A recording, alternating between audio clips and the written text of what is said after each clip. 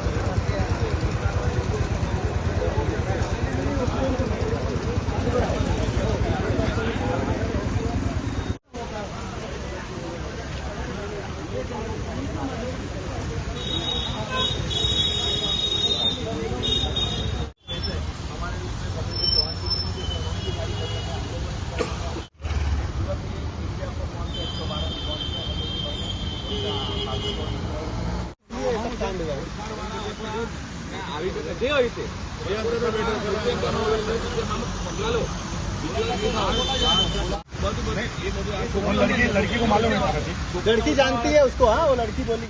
शांतु जी, किस तरह से ये जो यहाँ पर अभी हुआ है कि जिस तरह से बताया जा रहा है कि दो लड़कियां स्कूटी से जा रही थी और अचानक से कुछ लड़के आते हैं और अराजकता के तौर पर उन्हें आते हैं और पीटने लगते हैं, क्या इस तरह से आप लोग भी यहाँ पर समाज सेवा के नाते जिस तरह से आप लोग वहाँ पर देखे कि इस तरह का मामला हुआ, आप लोग खड़े हो गए, क्या बताना चाहेंगे, कैसा मामला था और क्या है मामला पूरा? मैं आपके चैनल से माध्यम से ये कहना चाहता हूँ कि सिलवासा के अंदर ऐसे छोटी मोटी दिन दहाड़े घटना हो ही रही है।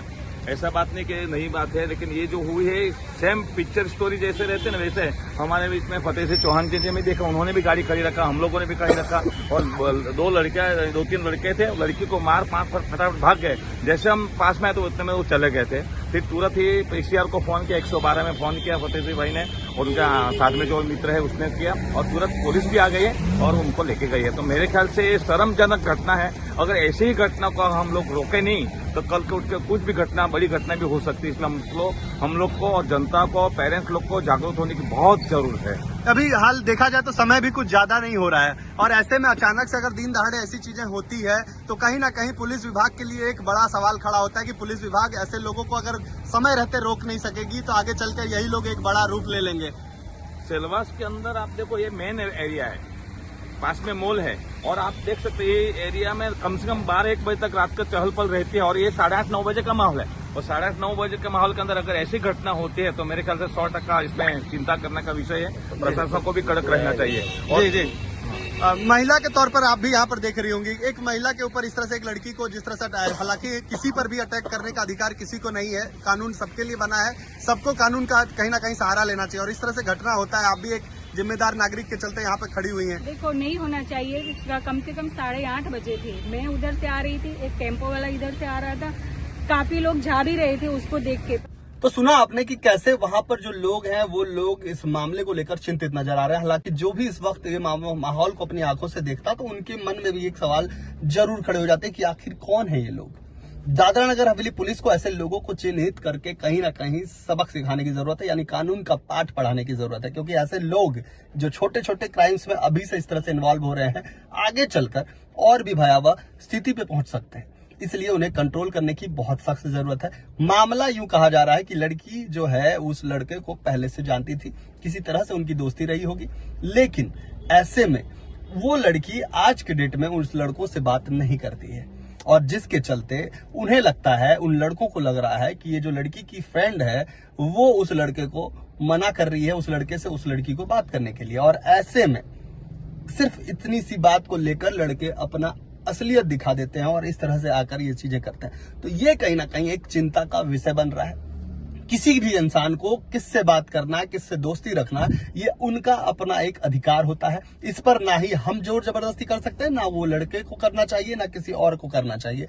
तो ये सारी चीजें हर एक व्यक्ति पर ठीक फिट बैठती है, क्योंकि हर इंसान की अपनी मौलिक अधिकार है और उन मौलिक अधिकार का इस्तेमाल वो अपने अच्छे और बुरे को देखते हुए करता रहता है। तो ऐसे में हम सबका दायित्व है कि किसी भी चीजों से हमें फ्रस्ट्रेट नहीं होना चाहिए, और साथ ही साथ जो लोग इस तरह से करते हैं उन्हें भी ये चीजें ध्यान में रखनी चाहिए कि कानून सबके लिए इक्वालिटी है। और ऐसे लोगों को मैं अपने चैनल के माध्यम से मैं ये भी कहना चाह रहा हूं कि जो लोग इस वक्त मुझे चैनल पर देख रहे हैं उन सभी से मेरा निवेदन है कि अगर इस तरह की घटना या इस तरह का कोई भी केस आपको सामने नजर आ रहा है तो फौरन जो है आप स्थानीय पुलिस प्रशासन, स्थानीय प्रशासन से संपर्क करके इन चीजों की जानकारी दे, ताकि किसी भी तरह से छोटे से छोटा और बड़े से बड़ा कोई काम, इस तरह की चीजें जो हो रही है या कोई क्राइम हो रहा है तो उस पर रोक जो है समय रहते लगाया जा सके। फिर मिलेंगे अगले खबर में, तब तक ले जय हिंद, जय सिलवासा।